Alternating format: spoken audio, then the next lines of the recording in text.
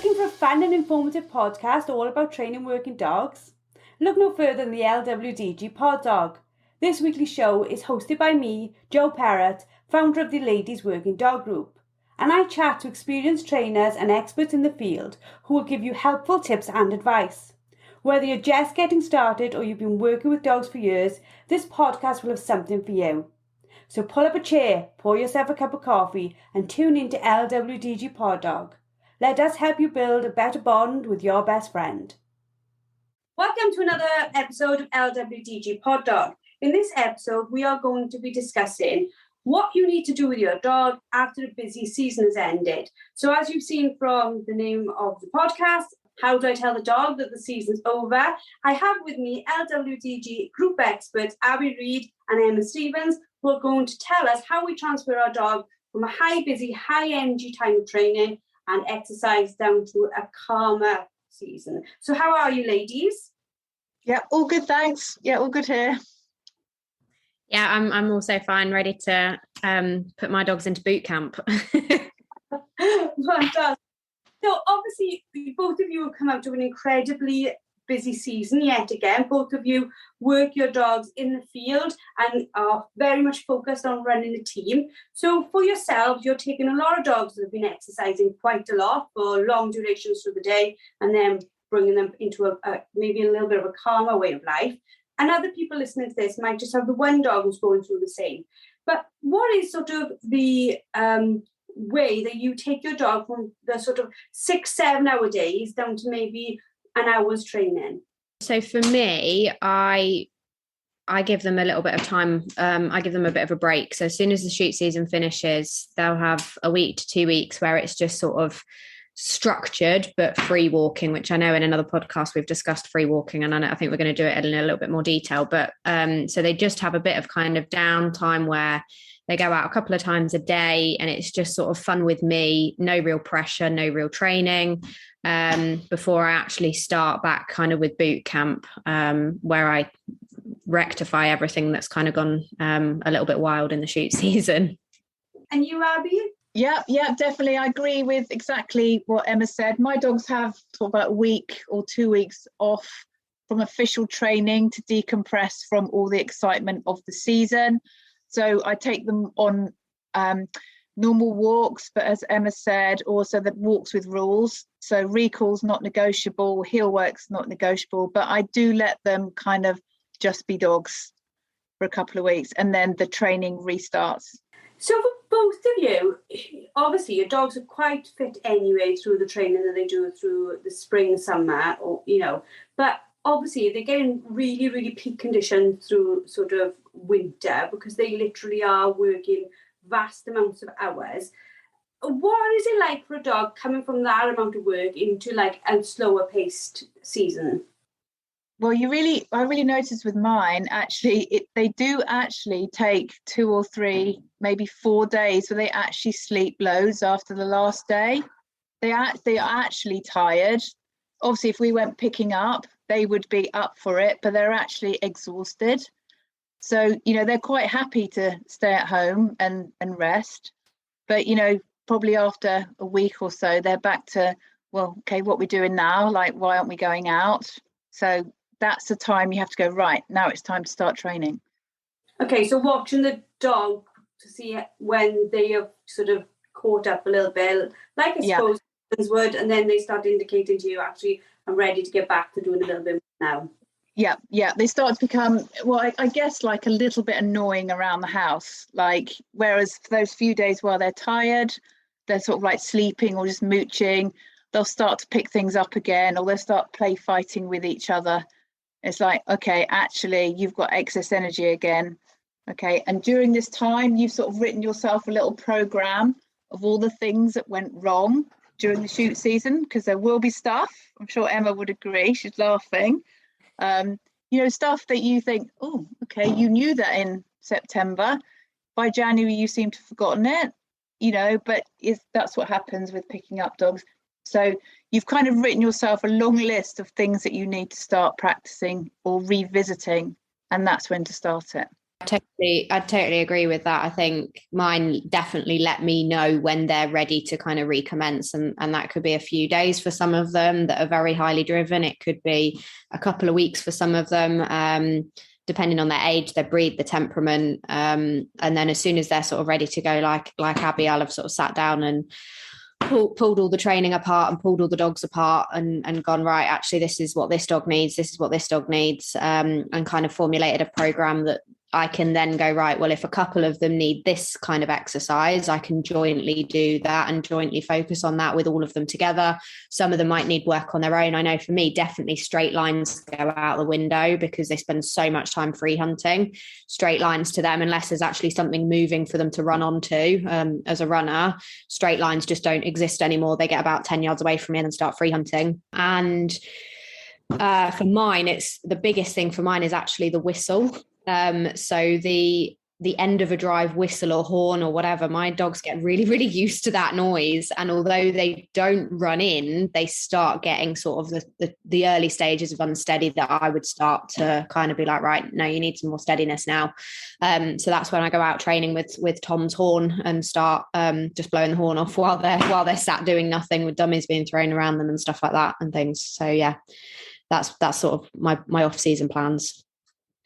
So we all sort of get this idea in our heads that, especially if we're new to training a working dog, they're like, by the time we take them out on a shoot, that they're going to be like foot perfect going in and they're going to stay like that all the way through. But that isn't the case, is it?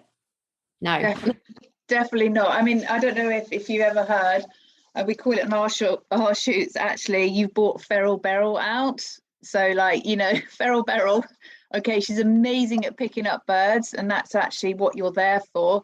But actually, sometimes you might as well just sit in the car, for the amount they're actually listening to you. So, I mean, that's worst case scenario. But yeah, you've always got something to work on at the end of the season. I think, yeah, I agree with that. I mean, for me, if you any picker up, your requirement is for your dogs to find those birds. That is your sole job, is to pick the runners during the drive, if that's the type of shoot that you're on, runners during the drive.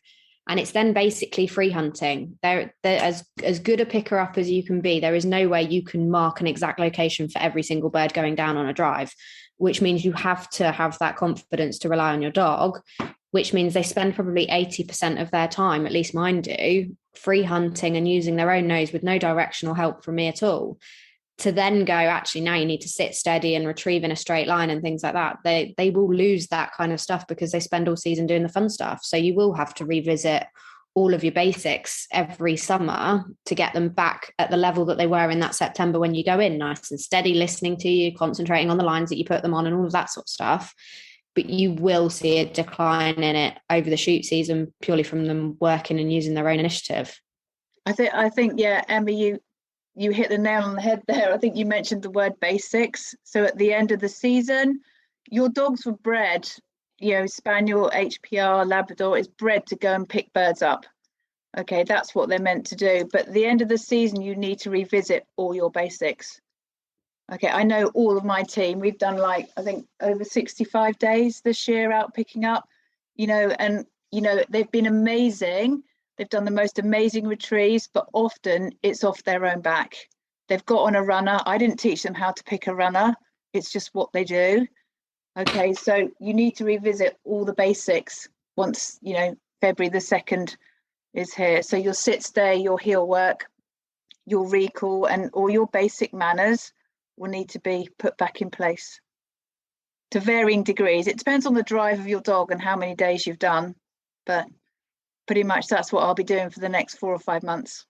And if you think about it, so you've got, you both talking there about runners, which are sort of birds that have been wounded but need to be dispatched quite quickly. So on probably near enough every shoot, if there's a bird that's a runner, you send out, pick it up, team will send out straight away to dispatch that bird ethically and quickly. But then depending on your shoot, picking up the other birds, the dead birds, will depend on, some shoots allow you to do it during shooting, some depend, say no, wait until the end of shooting. So it's about people knowing what's going on in their shoot as well, how the dog is going to respond, isn't it? Yeah, definitely. I mean, shoots where you pick up all the way through, your dogs they have an immense amount of control, because obviously they've got to not swap. They've not got to like pick and spit out and pick something different up. They've got to work around other dogs also picking and not mug off each other and stuff like that. So there's an immense amount of control, and they've got to stop when you tell them to stop as well. So there is the control there even on the shoot day that's required of them. But equally then, the minute they hear shot or they see something fall, that steadiness that you've worked so hard to do will go out the window. So that's almost what you'd need to spend your summers doing there, is actually just constantly sitting your dog up and throwing stuff around them with shot going off and things like that, if you've got access to that. Whereas you regain a little bit of steadiness if you've got a shoot where dogs are required to be sat waiting and only be sent on runners during the drive. You still regain a little bit of steadiness, but again, your dog will prefer to free hunt. I mean, Abbie said she did over 65 days this season. If you imagine if an intense period of time you literally let your dog free hunt on every walk, and then suddenly when actually I want you to heel to that walk, they're going to go, no thanks, I don't really want to do that because I've been free hunting for the last 65 days. So I know the shoot season's over a longer period of time, but it's still quite an intense environment for them to be working in, that then you go, actually, I want some control back from you, or this is slightly starting to annoy me and I've not had the time to rectify it on the shoot day or during training off the shoots and things like that. So it's usually, like, for me, little niggly annoying things that I go, actually, I need to fix that because actually that's starting to wind me up, that I haven't had the opportunity to fix on a shoot day. So going on from that, obviously you have this sort of list of like potentially, again, knowing that the foundations were there at the beginning of the season, it's just revisiting that training. So is it a case of, like you said, and like you said, Abbie, just going out with that list and saying, right, I've got, I'm trying to think, February, March, April, May, June, July, August, September-ish, roughly, 8 months to sort of put that back. Is your plan for those months, or is it hopeful you'll get those sort of commands back in place in a couple of months, ready for the summer? How do you prepare the dog ready for next season? I think if your dog has already learnt the basics before you went on the shoot, they're already in there, they're already programmed, they'll actually, be able to show you those behaviors, those training that you did would come out quicker. If you took a dog on a shoot who has not learnt steadiness, has not learnt self-control, actually getting that back in February would be a lot harder. So it's all to do with how well trained your dog was before you went into the shoot, as to how quick those behaviours, come out in your training after the shoot. Yeah, I agree. I would expect my delivery neatness and my steadiness and my heel work and my sits and weights without sort of bum shuffling and hovering and things like that. I would expect all of that to come back probably within like a month to 6 weeks and have it back solid, so that then I can work on the more difficult bits that I want to sort of regain back control, maybe like straight lines over distances, straight lines over obstacles, stop the free hunting as much and make sure that they're trusting my lines again and things like that. That would then come into the summer. And don't forget, if you're on grouse as well, you've only got till the middle of August. So that's not an awful lot of time from, I know they finish earlier than the pheasant shoot season finishes, but obviously most people that go on grouse then continue into the winter onto pheasants and partridge as well. So their season's August to the end of January if they're going back onto pheasant. So then they've got a much shorter period of time to regain that control back. But yeah, like Abbie said, if you've put those basics in, they'll be quicker to come back out. It's almost just like dusting off an old box, basically, that they'll, when you open it, they'll remember what they've been taught. Another thing I also do is when I do the odd bits of training during the shoot season, I do put them on dummies. Because I find then I don't get dogs that have only had game that then refuse dummies and blink dummies when I come back to February. Yeah, and kind of just to add to that, during this sort of like time immediately out of the shoot, I never think, especially with my young dogs, I'm going to teach them anything new.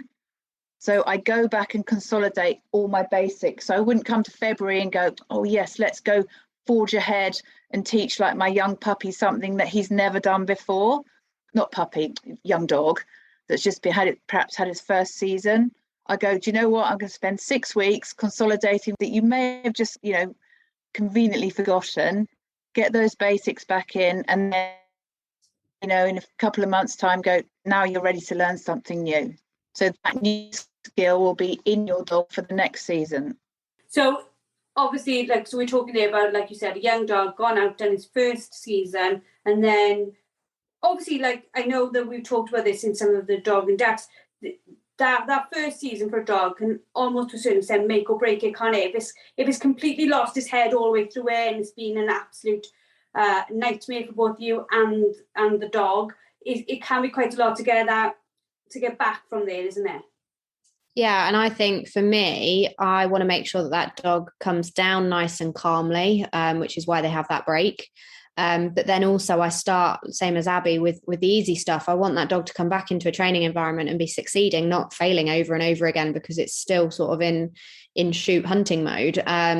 So for me, it would be very, very easy. If I was doing any retrieves at all, it would be very easy scene retrieves, nothing too complicated that I didn't think that they were able to deal with. I'd proof the stop whistle again before I tried to use it on a retrieve and things like that.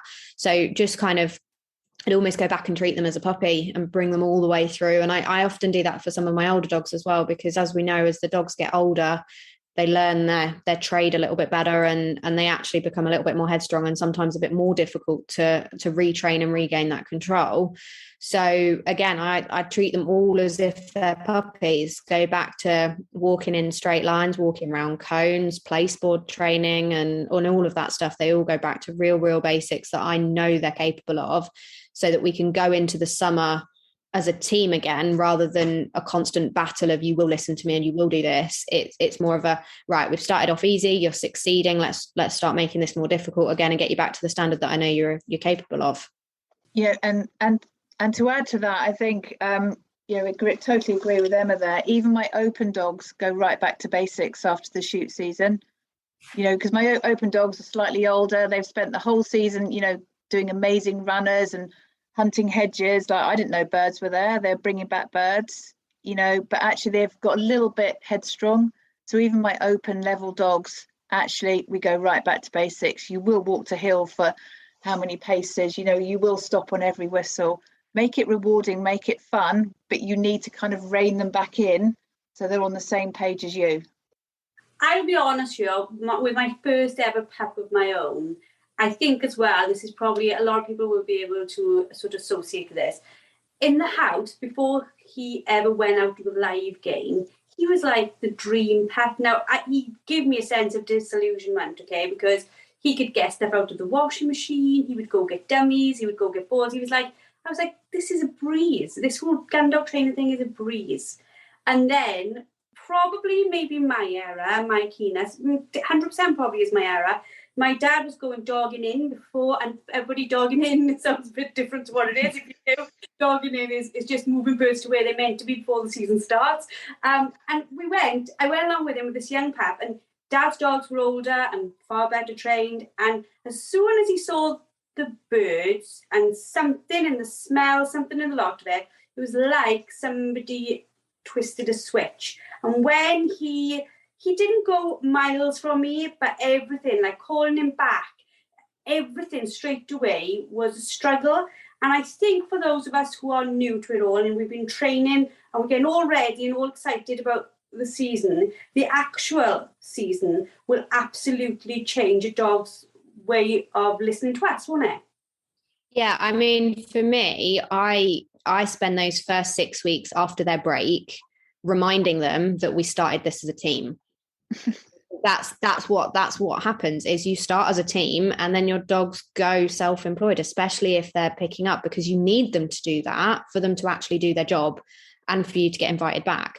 Beating's a little bit different, but you will still get a level of, a dog doesn't listen to that turn whistle because they know there's a bird on the left-hand side. So they're not going to come across to the right yet because they know there's a bird in there. So little bits start to waver in the beating line as well, where your dogs pull on a little bit further. They maybe won't listen to the turn whistle as much, as quick.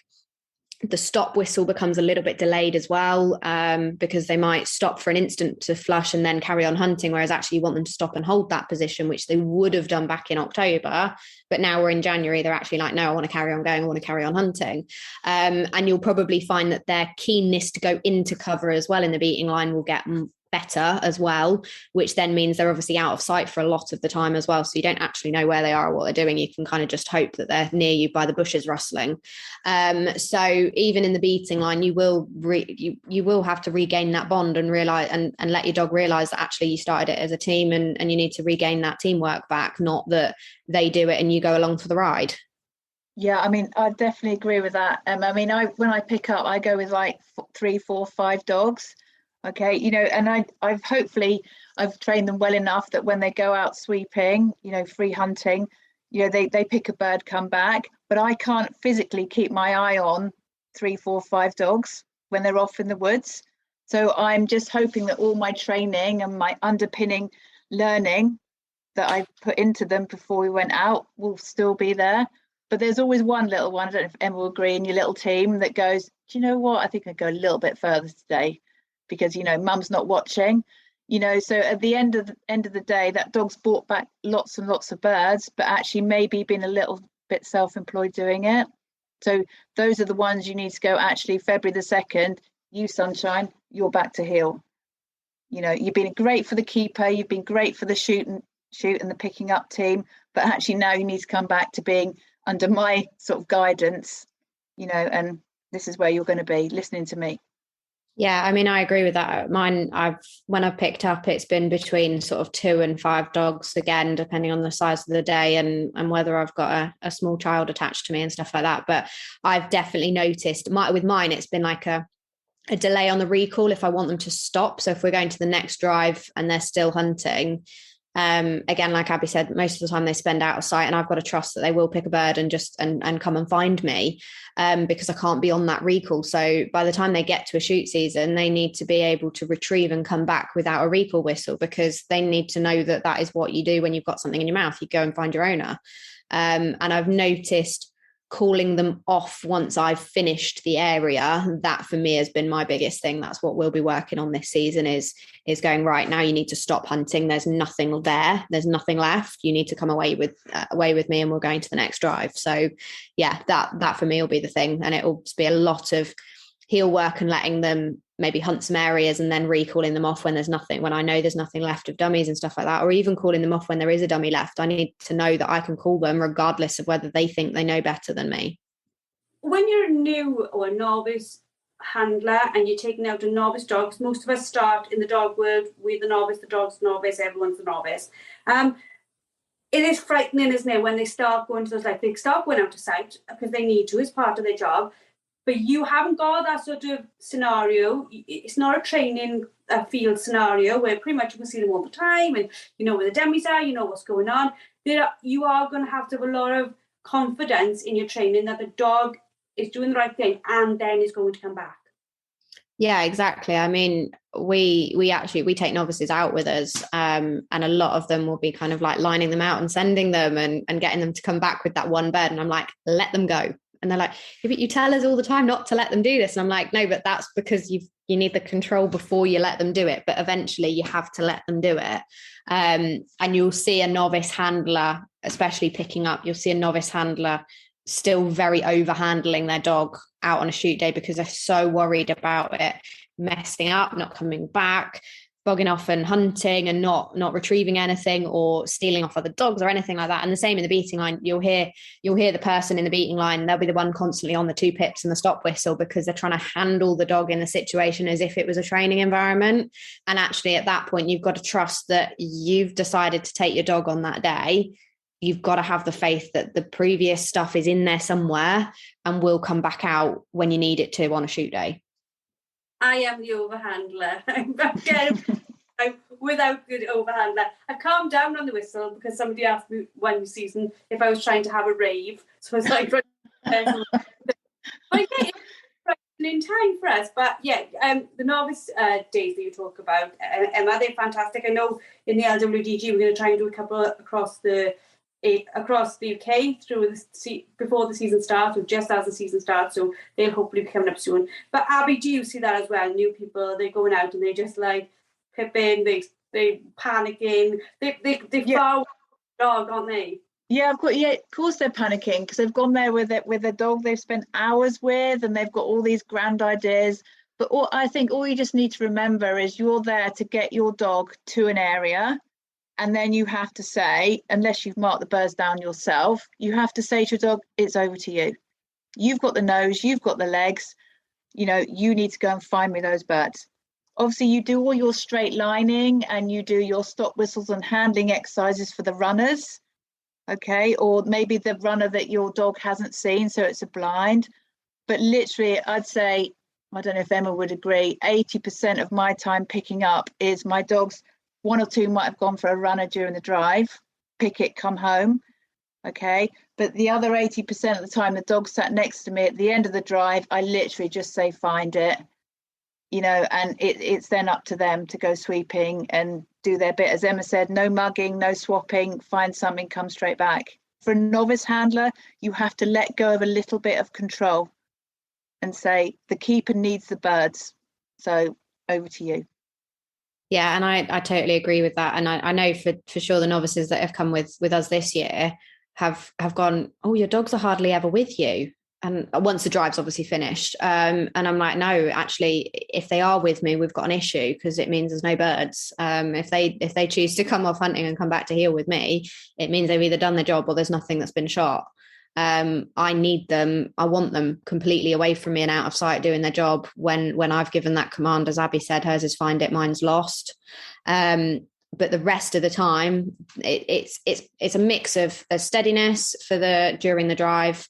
There's the odd straight line for the runner, and then it's a lot of sweeping. Probably, like I say, the same as Abbie said, 80% free hunting, which is why you can then think, actually, after 65 days of 80% of their day free hunting, you then go, you're going to heel now. It's hard work. Or you're going to you can go free hunting, but you're going to do it like in the same county as me. Well, it wasn't that bad with my dogs, but do you know what I mean? Like, so we're vaguely in the same field that I'm in, and then you make it really rewarding for them to come back. Because obviously, let's face it, a dummy's not as exciting as a bird. So, you're standing there with whatever your dog finds rewarding. So when he comes back with what you're working with, actually it's good for him to come back. I think as well, it's really, really difficult for people that live on shooting estates to do the off season, because obviously there's still, like, if I go out now with mine, other than the guns, they'll still think it's a shoot day because there's still the scent on the ground, there's still the birds around. For them, it's not a different environment. I haven't been able to remove them from the environment to work on those aspects that I want to work on. So for them, they have to train in the same environment that half the year they spend, or 4 months of the year they spend free hunting, and 7 months of the year or 8 months of the year they spend listening to me and being at heel and doing their straight lines, regardless of the fact that there's a pheasant just walked across them for a dummy. So yeah, it's really hard. And I think anybody that is listening to this that lives on an estate will probably share that if they don't get to come away from that environment, that again adds a challenge to it as well. A lot of people think it's amazing that we get to live and expose our dogs to this environment, but actually it can be a real hindrance when we want to get that control back, that to the dog, nothing's changed. So why would they need to change their behavior?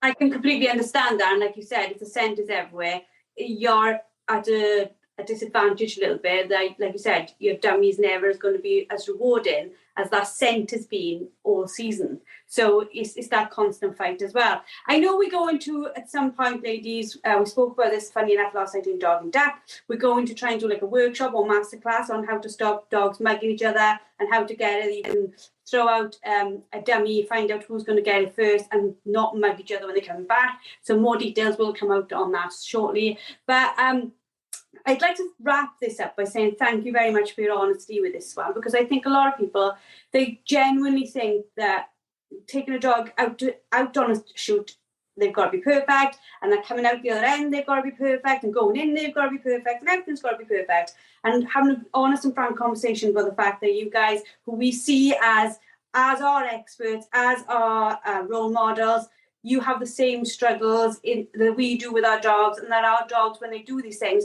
are just the same as every other dog when they're in those situations. So big thank you for that. Thank you for everyone for listening, and we hope you join us next week for another episode of LWDG Pod Dog. Thank you for listening to LWDG Pod Dog with me, Jo Perrott. Now, we all know training a dog takes time, energy and patience, but our lives can be really, really busy. Don't worry, the LWDG has got you covered. Join us for our free planning workshop where we'll show you how to use short 10-minute training sessions each day to fast forward your dog's education. Our experts have years of experience in training dogs and will help you get started on the right foot. Register now and start making progress with your furry friend today. Go to our Facebook page, the Ladies Working Dog Group, and click on the pinned post, or visit www.thelwdg.com.